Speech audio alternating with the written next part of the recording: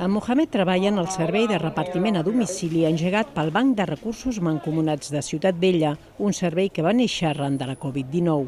Entenent que tenim una població bastant envellida i un comerç de barri que sense gent al carrer perd. Llavors vam pensar, si tenim bicicleta, tenim jove que pot ser repartidor, anem a muntar un servei de repartiment i de distribució a domicili. L'àmbit de repartiment és Ciutat Vella. De moment s'han adherit a aquest servei uns 45 comerços com Cafè Salvador, que funciona a la Barceloneta des del 1956. Potser sí que feia falta aquest tipus de servei. Jo ho trobo bé, ojalà funcioni pels clients, per aquesta gent que ho munta i perquè a nosaltres està bé poder dinamitzar una mica. Potser sí que pots treure alguna coseta més.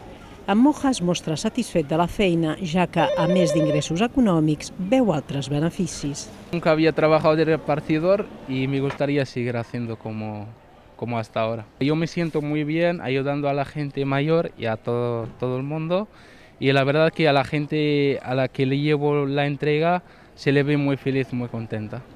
El servei de repartiment a domicili del Banc de Recursos de Ciutat Vella és gratuït.